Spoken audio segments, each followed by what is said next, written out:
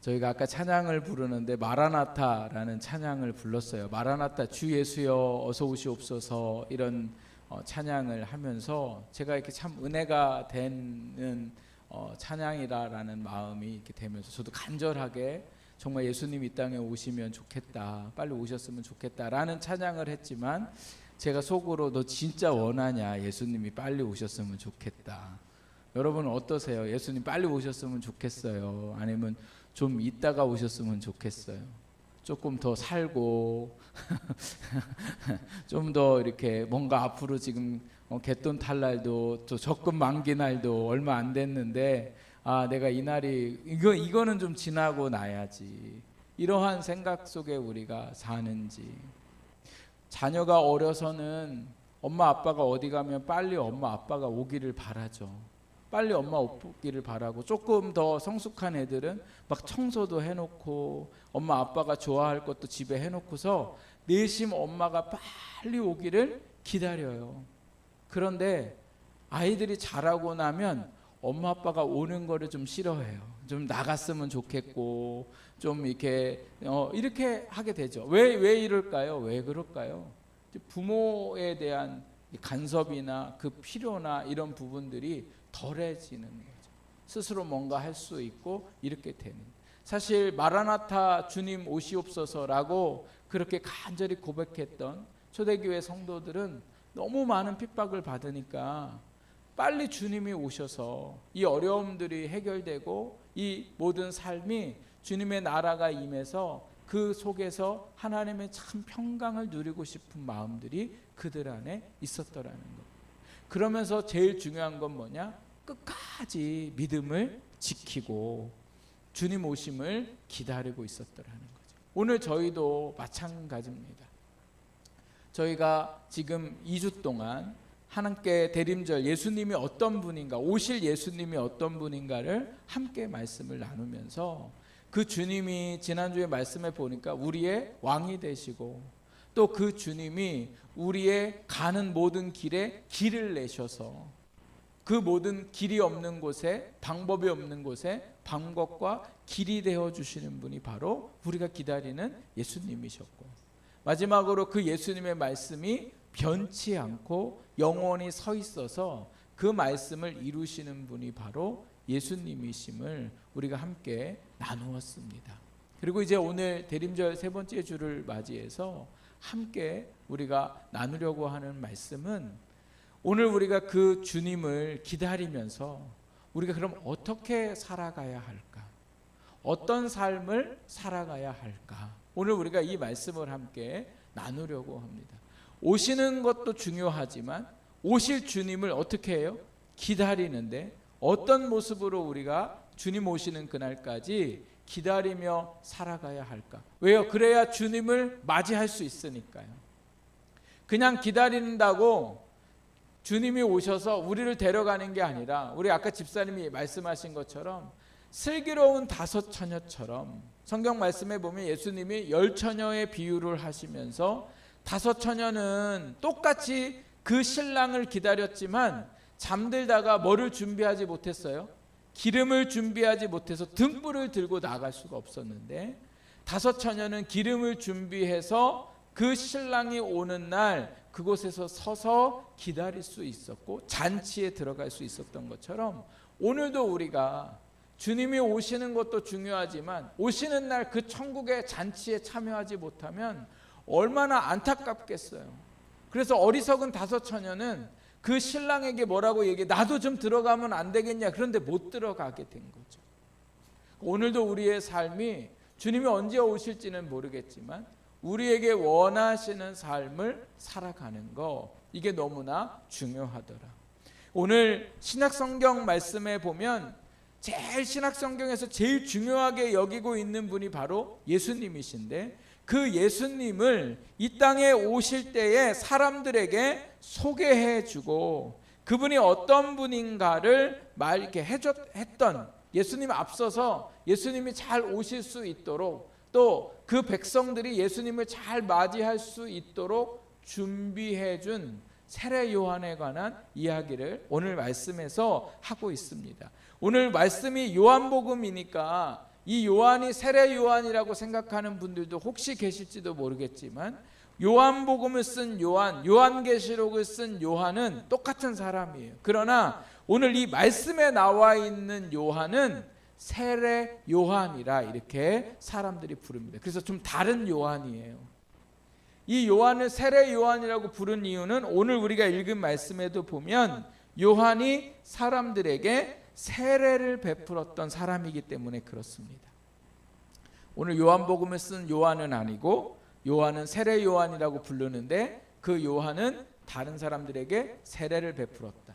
당시에 세례를 받는 사람들, 세례를 주는 사람들은 특정되어 있습니다. 누가 세례를 주냐면 종교 지도자들이 세례를 줘요. 그럼 누가 세례를 받냐?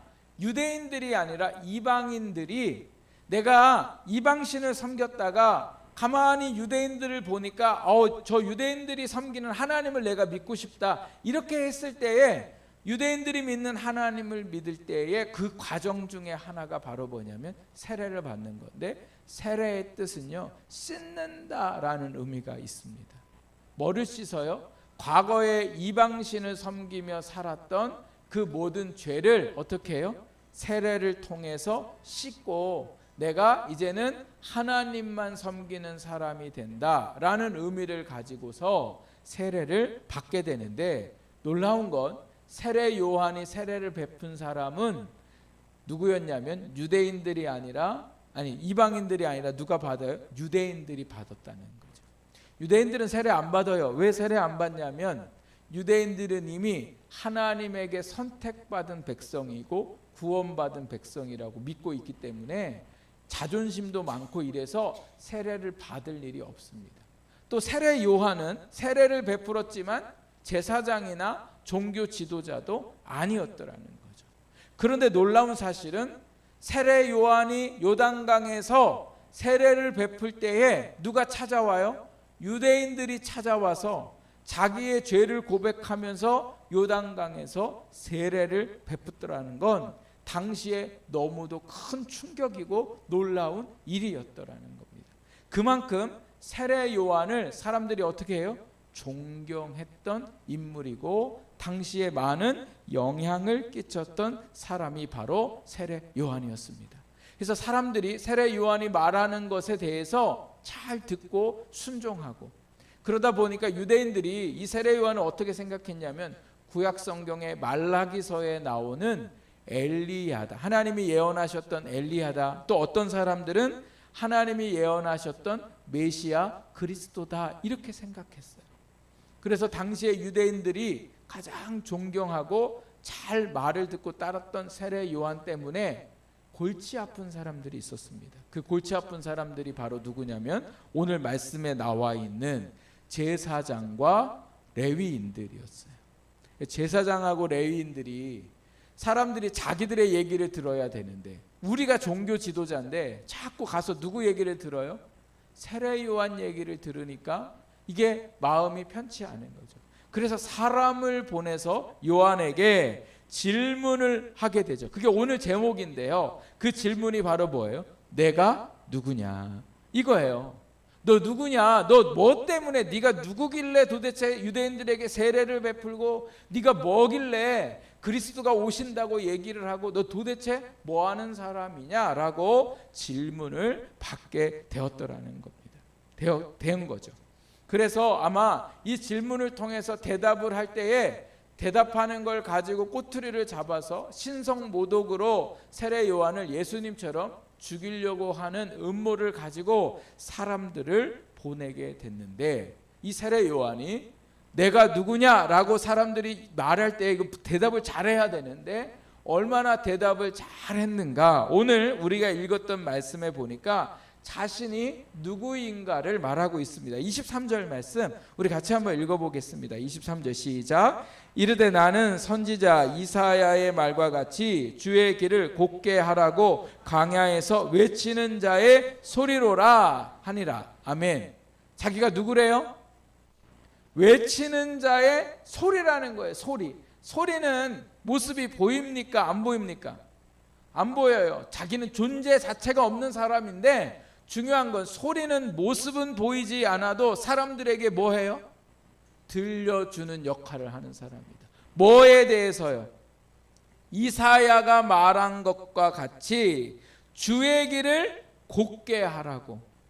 주의 길을 곧게 하라는 건 주님이 오실 그 길에 너희의 마음과 너희의 삶을 바르게 해야 된다. 그래야 오실 주님이 너희에게 오실 수 있다는 거예요.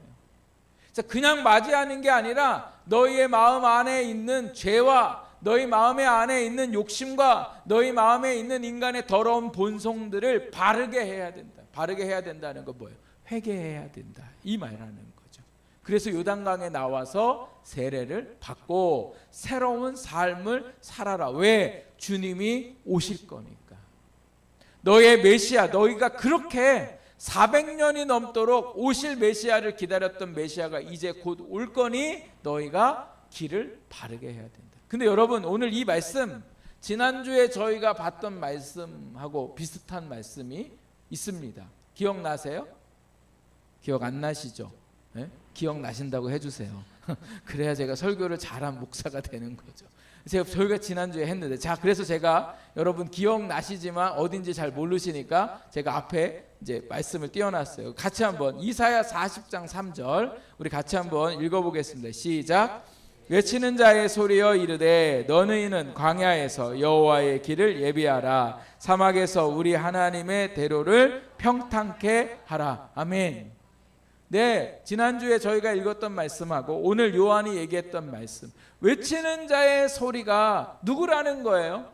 자기라는 거예요. 나는 소리와 같이 사람들에게 존재감은 없지만 사람들에게 귀에 예수 그리스도가 오시는 그 날을 너희가 잘 기다리도록 외치는 소리다. 이렇게 자기 자신이 누군가를 알고 있더라는 거죠. 그 이 외치는 자의 소리가 하는 역할이 뭐냐? 오늘 저희가 앞서 읽었던 6절부터 8절 말씀입니다. 우리 같이 한번 읽어보겠습니다. 시작. 하나님께로부터 보내심을 받은 사람이 있으니 그의 이름은 요한이라. 그가 증언하러 왔으니 그 빛에 대하여 증언하고 모든 사람이 자기로 말미암아 믿게 하려 함이라. 그는 이 빛이 아니요 이 빛에 대하여 증언하러 온 자라. 아멘. 요한은 자기가 누군가를 잘 알고 있었어요. 요한은 어떤 사람이었어요? 오늘 말씀해 보니까 하나님이 보내신 사람. 요한은 어떤 사람이었어요? 빛에 대하여 증언하는 사람. 그 빛이 누구세요? 예수님. 어둠 가운데 있는 이 땅에 빛 되어서 오신 예수님을 뭐하는 사람이요? 증언하고 그 증언으로 말미암아 어떻게 해요? 모든 사람이 요한으로 말미암아 어떻게 해요? 믿게 하려 함이라. 이게 요한이었더라는 거죠.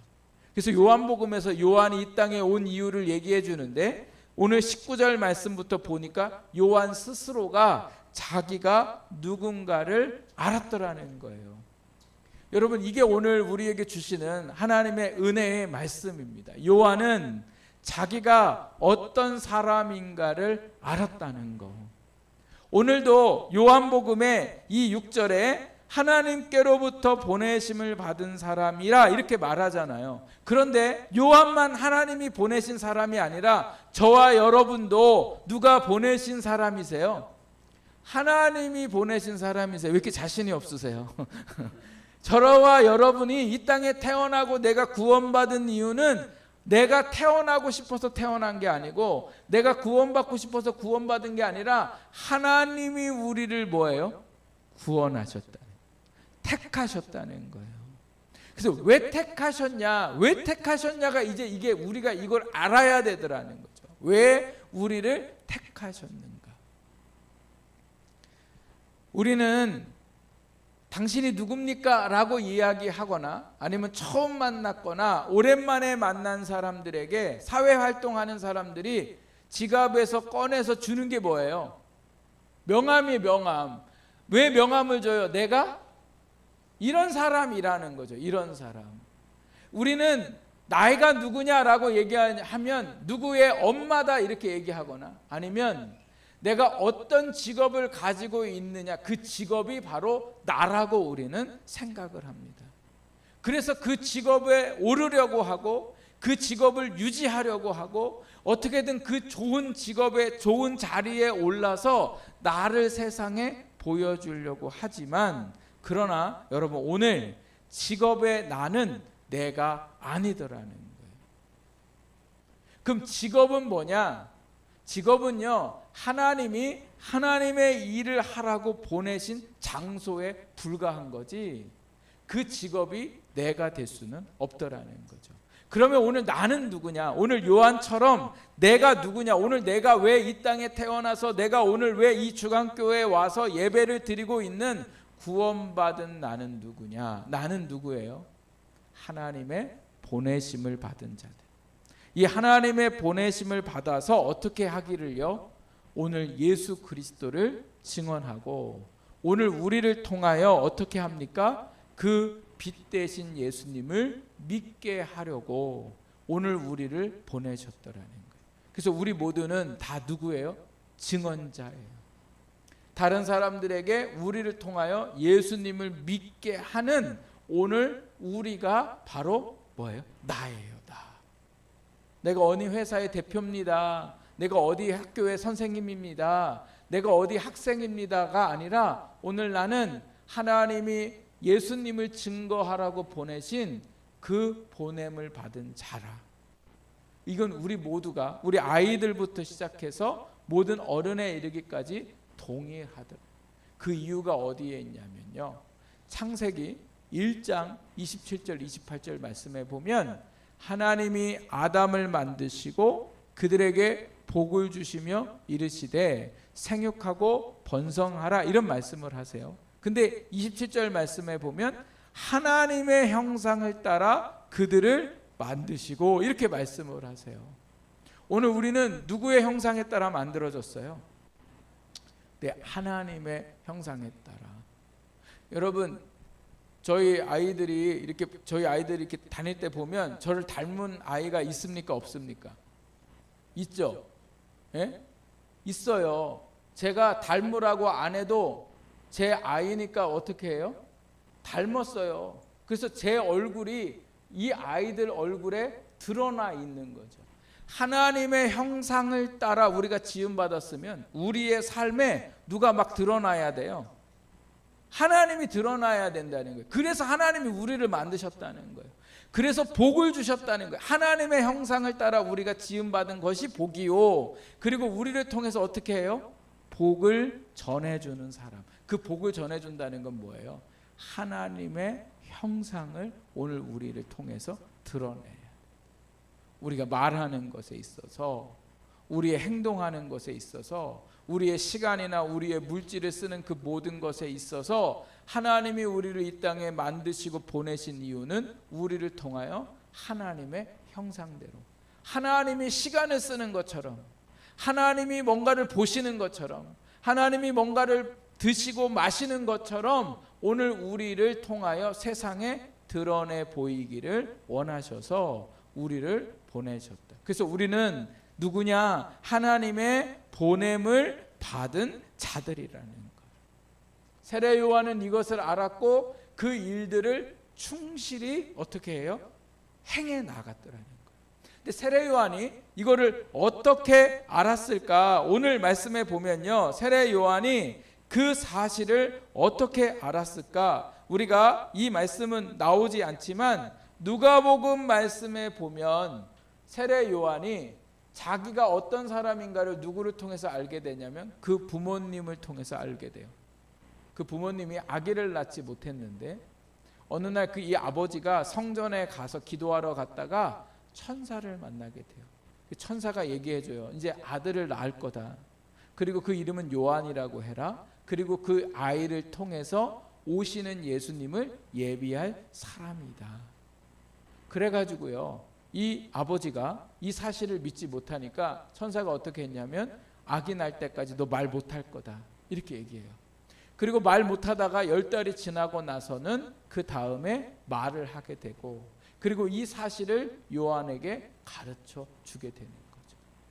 그리고 요한은 내가 그렇게 살기를 원했다 이렇게 얘기 안 하고 원한다 원하지 않다가 아니라 내가 그렇게 살아야 하는 사람임을 알고 믿었더라는 거죠. 그래서 말씀을 믿고 어려서부터 누가복음 말씀에 보면 광야에 나아가서 살았던 요한의 모습을 볼 수가 있습니다.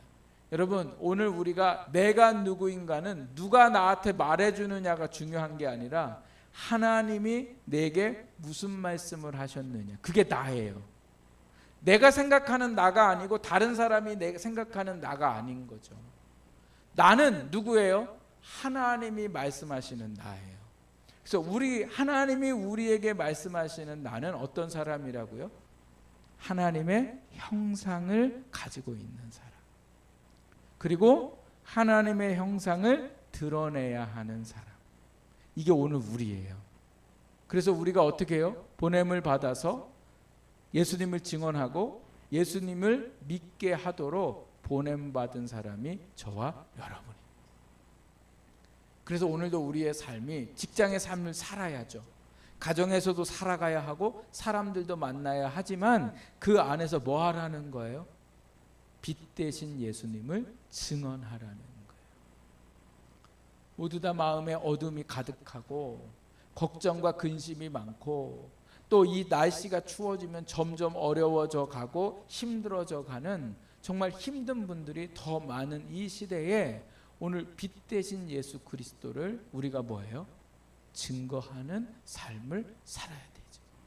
그래서 예수님이 이런 분이심을, 그래서 마음의 어둠 가운데 있고 삶 속의 어둠 가운데 있는 그들에게 뭐예요? 빛을 전해주고 또 죄 가운데 살면서 죄를 끊어내버리지 못하고 늘 죄에 넘어져서 죄에서 허드덕거리고 있는 사람들에게 빛을 전해서 빛 대신 예수님이 그 죄의 모든 것을 끊어지게 하시는 역사가 일어나도록 우리가 어떻게 해요? 부지런히 매일 오늘도 증언하고 우리를 통하여 예수님을 믿게 하는 우리의 삶이 더할 줄 믿습니다. 믿음의 부모님들도 마찬가지입니다. 아직도 믿지 않고 믿음이 온전치 못한 우리 자녀들에게 뭐예요? 빛 대신 예수 그리스도를 전하고, 그리고 그들에게 먼저 뭐예요? 내가 예수님의 삶을 보여주고, 그래서 예수님을 믿게 하는 그 삶을 살아가게 하는 것, 그것이 바로 뭐예요? 사도 요한의, 세례 요한의 삶이고 우리의 삶이라. 그런데 오늘 여기 말씀해 보니까 이 세례 요한이 예수님을 증거하기 위해서 보냄받은 삶을 살기 위해서 했던 것이 두 가지가 있는데, 한 가지는 뭐냐면 광야에 살았더라는 거예요. 말씀이 뭐라고 말씀하고 계세요? 아까 우리가 읽었던 23절에 보니까 이르되 나는 선지자 이사야 말과 같이 주의 길을 곱게 하라고 어디서 외치는 자의 소리래요? 광야에서 외치는 자의 소리래요. 여러분, 광야는 살기가 좋아요, 안 좋아요? 안 좋은 곳이죠. 사람이 제일 중요하게 생각하는 게 어디 사느냐네요. 어디 사느냐. 어디 사느냐를 제일 중요하게 생각해요. 또 사람이 중요하게 생각하는 거, 뭐를 입고 있느냐, 이런 거 중요하게 생각하는데 세례 요한은 어디 살았대요? 광야에 살았대요. 그런데 마가복음 말씀에 보면 세례 요한에 대해서 뭐라고 말씀하고 있냐면 세례 요한은 양의 털을 옷을 입었다. 양의 털. 그래서 털옷을 입고 먹는 게 뭐 먹고 살았냐면 메뚜기하고 석청을 먹고 살았다는 거예요. 꿀 먹고 그리고 메뚜기 먹고 이렇게 살았음을 말씀하고 있더라는 거죠. 여러분, 매일 메뚜기하고 석청 먹으면 사실 수 있겠어요? 못 살겠어요? 어떻게 살아요? 어떻게 살아요? 밥만 먹고 따뜻한 국도 먹고 뭐 김치도 먹어도 매일 우리가 뭔가 먹을까 고민하는데 요한은요 그러한 삶을 살았더라는 거예요.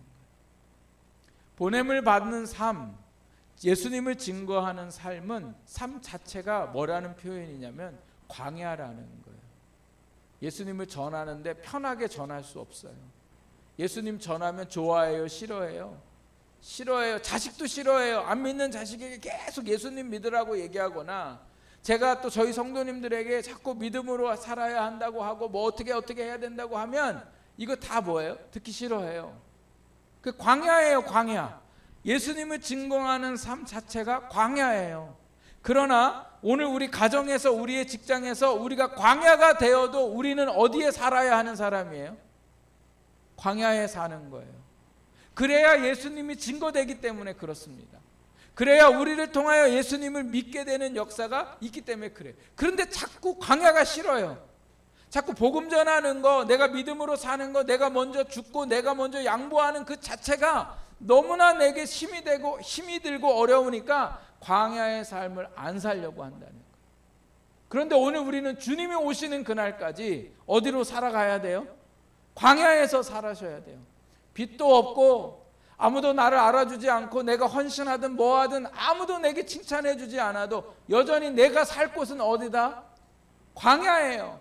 광야에서 안 살고 예수님 전하면 절대 예수님이 전해지지 않더라는 거예요. 오늘 저와 여러분의 삶이 광야의 삶을 살고자 하는 결단이 저와 여러분의 있기를 주님의 이름으로 축복합니다. 광야에서 살고자 해야 돼요. 광야에서. 편한 교회, 편한 신앙이 아니라 광야의 삶을 기꺼이 살고자 하는 믿음들이 오늘 우리에게 있어야 되는 거죠. 그래야 주님 오시는 사람들의 모습인 거죠. 주님 오시는 기다렸던 초대교회 사람들은 순교당하고 고난당하고 어려움 가운데 있지만 오늘 우리가 믿음을 지키며 이 땅을 살아가는 것이 곧 뭐예요? 순교고 광야의 삶을 살게 된다. 두 번째, 오늘 이 자기가 누군가를 알았던 이 요한은 어떻게 살았냐? 27절 말씀에 우리 같이 한번 읽겠습니다. 27절 시작. 나는 그의 신발끈을 풀기도 감당하지 못하겠노라 하더라. 아멘. 당시의 요한이 사람들에게 얼마나 많이 추앙을 받고 존경을 받았는지 이루 말할 수 없는 그러한 상황들 가운데에 누구도 요한을 두려워했냐면 당시의 왕이었던 헤롯 왕도 요한을 두려워했어요. 그래서 요한이요, 헤롯 왕에 대해서 잘못한 것을 지적했음에도 불구하고 그 요한을 잡아서 어떻게 할 수가 없었어요. 왜요? 하도 유대인들이 요한을 존경했기 때문에. 자기가 모셔가려고 하고 막 이랬던 요한인데 놀랍게도 요한은 자기가 어떤 사람이라고 얘기해요? 예수님의 신발끈 풀기도 감당하지 못한다. 이 얘기는 당시에 어느 집에 종들이 여러 명이 있는데 종들도 다 급이 있었어요. 그 종들 중에 제일 낮은 급, 제일 천한 종이 누구였냐면 신발끈을 풀어주고 신발끈을 매주는 역할을 했던 사람이 그 종이었다는 거예요. 요한은 예수님 안에서 자기는 예수님한테 이런 존재였다는 거예요. 즉 주인이 죽으라고 하면 죽고 살라고 하면 살고 이것 하라면 하고 저것 하라면 하는 그러한 삶을 사는 사람이라 이렇게 얘기합니다.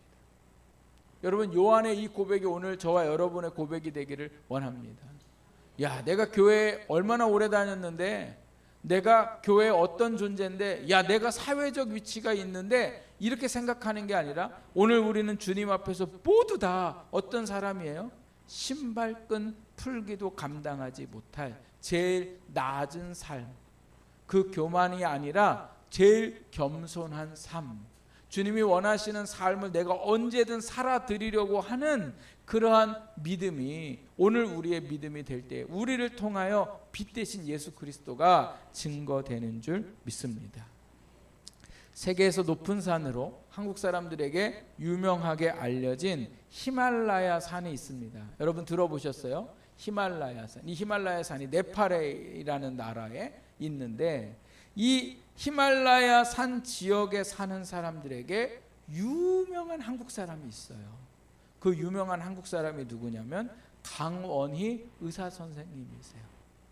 이 선생님이 6.25가 일어나기 전에 북쪽에서 살다가 북한에서 살다가 남한으로 내려오면서 하나님 앞에 이렇게 서원해요. 하나님, 제 삶을 하나님 앞에 드리겠습니다. 그리고 남한에 내려오셔서 연세대 의과에 들어가셔서 학생 때 있을 때에도 다 가난한 사람들 찾아다니며 방학이면 봉사를 하고, 그리고 의사가 되어서는 대도시에 나가서, 다른 동기들은 다 대도시에 나가서 병원을 차리고 정말 출세를 위해 살아가는데 이분은 강원도의 가장 낮은 가장 어려운 분들을 찾아서 정미소, 정미소라는 데가 있죠. 정미소라는 곳을 사가지고 거기서 병원을 개조해가지고 병원을 시작해요. 근데 외과 의사셨는데 얼마나 수술을 잘하셨는지 소문이 나가지고요. 강원도 지역뿐만 아니라 전국에서 사람들이 찾아오게 됩니다. 전국에서 찾아오니까 갑자기 병원이 너무 잘 되고, 그러다 보니까 병원을 다시 다른 데다가 짓게 되어서 병원도 잘 지어놓고 또 다른 의사들도 부르고 막 이렇게 하면서 병원이 너무너무 잘 되고 아주 그냥 걱정 근심할 날이 없이 날마다 너무너무 좋은 거예요. 하나님이 나한테 복 주셨다고 생각하고 너무너무 늘 행복한 삶을 살았는데, 어느 날 어떤 환자를 치료하다가 치료 중에 쇼크가 와가지고 죽었어요.